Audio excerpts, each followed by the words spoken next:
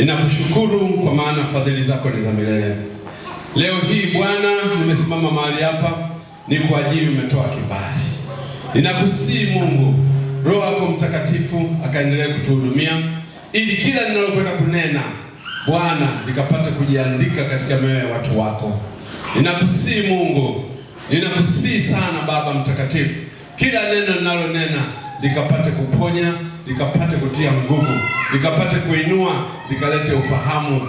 Asante Bwana, naamini upo pamoja nasi na utakwenda kutenda katika jina la Bwana wetu Yesu Kristo aliye hai. Amina. Amen. Amen. Bwana Yesu asifiwe. Taarifa ya kwanza ni kwamba ninawapenda sana. Amen.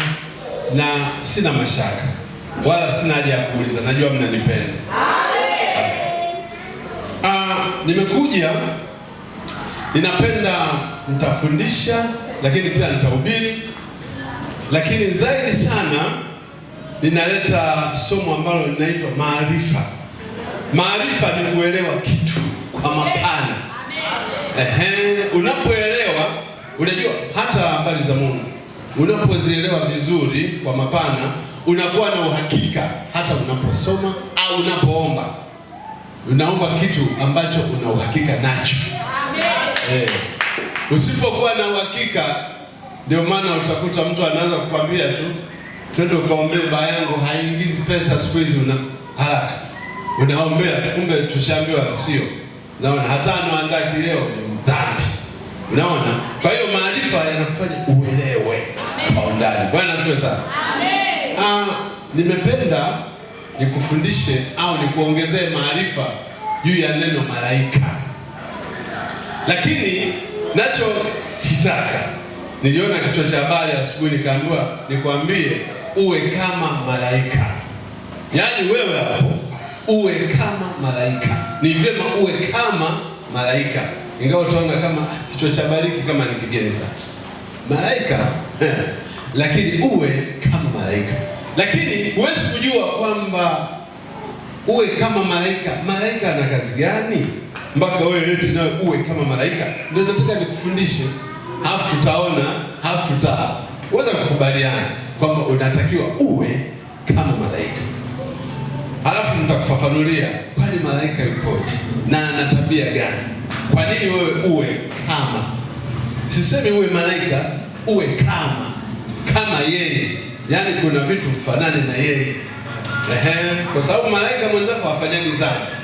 Akifanya dhambi anakuwa pepo, sasa hiyo anageuzwa pepo.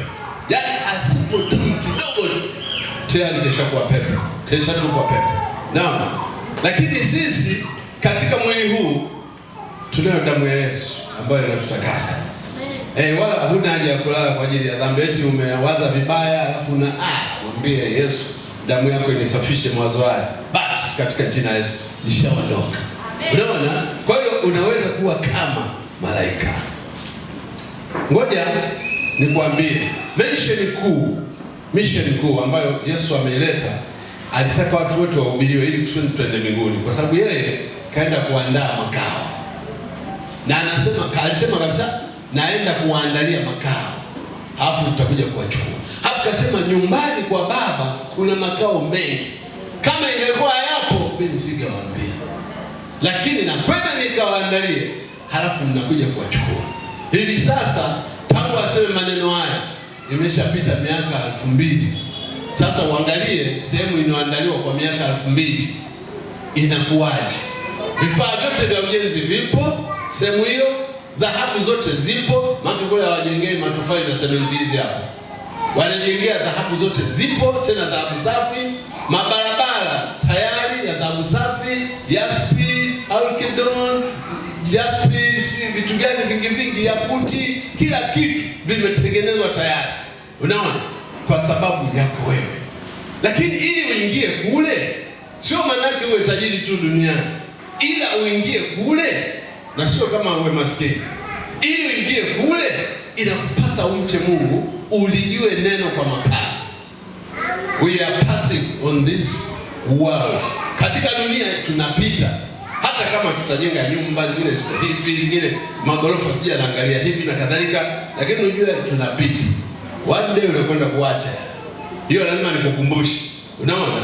Lakini tunapotaka kwenda ni kule ambako Yesu yupo, hapo hamna kufa tena. Bwana asifiwe sana.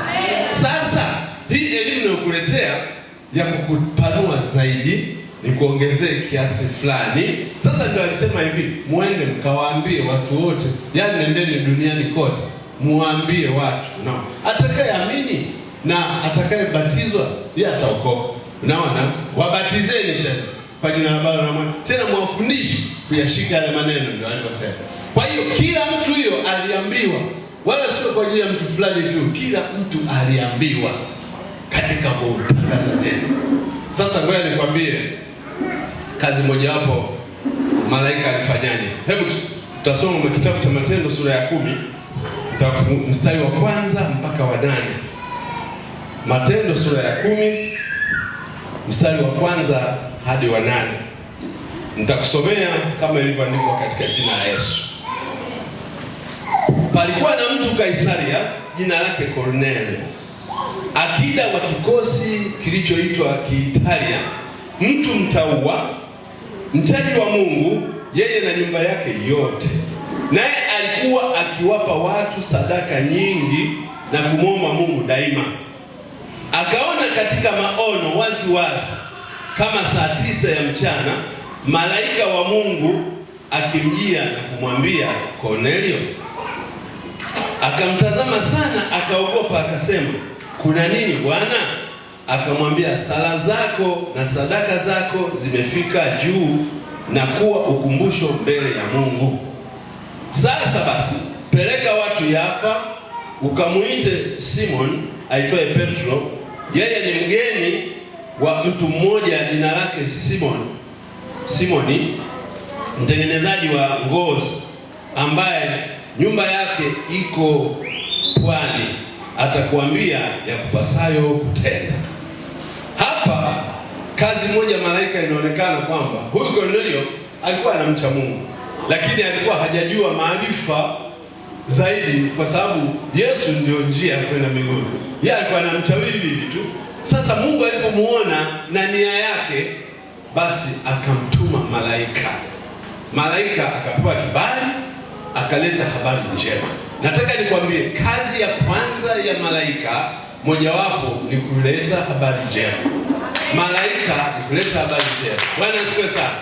Na wewe unatakiwa uwe kama malaika, mpelekaji wa habari njema. Habari njema zenye ufalme wa Mungu. Habari njema ambazo utamwambia jirani. Habari njema unaweza kumwambia mtu anayosema ni mwema, lakini hajakuwa mwema kwa sababu hamjui Yesu. Katika habari hiyo njema, basi utakuwa pia kama malaika. Bwana asifiwe sana. Nataka nikwambie, sikilize sana. Nataka nikwambie, huyu malaika jinsi alivyo, kazi yake ni kupeleka habari njema. Habari njema sio habari zile ambazo za kukaa na kumsengenya mtu. Habari njema, mtu anapokosea ni kwenda na kumweleza kwamba, ndugu yangu, katika hiki sio sawa, lakini katika neno la Mungu, hapo upole. Unaona, ingawa kuna mistari michache sana, sijui mmoja inayosema kemea, onya, hiyo ipo. Karipia, nayo ipo. Ukimwona askofu kakaripia, ujue ipo. Unaona, na akakusudi uogope neno lile. Unaona, lakini unatakiwa umwambie ndugu yako habari njema. Yule anayekata tamaa, uende ukamwambie habari njema kwamba usikate tamaa, kwa sababu Yesu amesema waambie wasikate tamaa. Imepasa kumwomba Mungu siku zote na wala usikate tamaa. Umwambie usikate tamaa. Sasa anakuambia sasa nafanya, sasa huna hata cha kumpa ili pale shida yake iondoke, lakini ukimwambia tumtegemee Yesu na kweli moyo wake ukakaa kwa ajili ya kutegemea katika shida ile, utaona inafunguka. Bwana asifiwe sana. Itafunguka. Utaona kabisa itafunguka. Nakumbuka nitoka hapa siku moja pale, ghafla akaunti yangu ikakatwa fedha, nikaambiwa eti sijalipa kodi vizuri. Sasa nikashangaa, Ingawa Mungu kaniambia, wewe mbona unahangaika na biashara zaidi, unaacha nimekwambia uhubiri, ufundishe. Alafu nimekufundisha masomo kutoka huku juu mbinguni. Mbona ufundishi ila unataka mamilioni vipi? Unaona? Nikaona basi nitafanya. Fanya tu, nikashtukia kwenye account nikakata hela hapo. Vipi? Kodi hujalipa vizuri wakati kwa nimelipa. Sasa ghafla nikashtukia natakiwa milioni 3. Nahitaji haraka sana. Kabla sasa Mungu umeniambia ile biashara niache kufanya. Nataka milioni 3. Nataka milioni 3. Katika jina la Yesu nataka milioni 3. Nikakaa. Nayo ilikuwa natakiwa ndani ya masaa 48. Mtu mmoja akanipigia simu, "Halo mtumishi, amen. Mbona napotea sana? Siku hizo unajua hatuendi gerezani kupeleka zawadi na kuaje. Mbona upangi ndio ndio mwenyekiti?" Yes. Okay, basi. Hafu vipi, mbona unazungumza kama mnyonge kwenye simu, na shida ni? Nikamwambia, kuna shida kidogo najua. Sasa mimi bwana sina namna ya kufanya, labda na milioni 3 ujechukue. Hivyo hivyo. Nikanyamaza kwanza, nikajifaa kama sina shida sana, kama unasema milioni 3 ili nisikie vizuri kama ni hivyo hivyo. Na ndivyo hivyo hivyo. Nikasema sawa, itanisaidia. Jioni tu nikashtukia nimeingia kwenye simu. Naona na ya kutolea kwa. Sasa ndivyo katika kumtegemea. Kama unamtegemea kikweli kweli kabisa, lazima afanye. Bwana asifiwe sana. Amen. Sehemu nyingine tulizungumza kidogo, tatizo sina siri sana.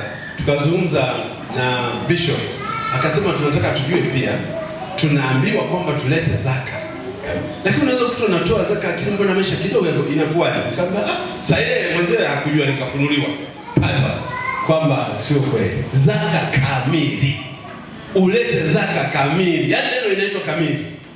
Unajua naweza nikapata milioni 3 na natakiwa 300,000. Alafu nikasimama kabisa hapa nikatoa 100,000. Zaka ni biashara yangu, ninatoa hata 200,000 nikatoa, na 70 au na 90 bado 10,000. Hii Mungu hata tilia manani, bwana nimefafa nao. Hiyo bwana haijakuwa kamili. Uwe mwaminifu, useme zaka neno kamili.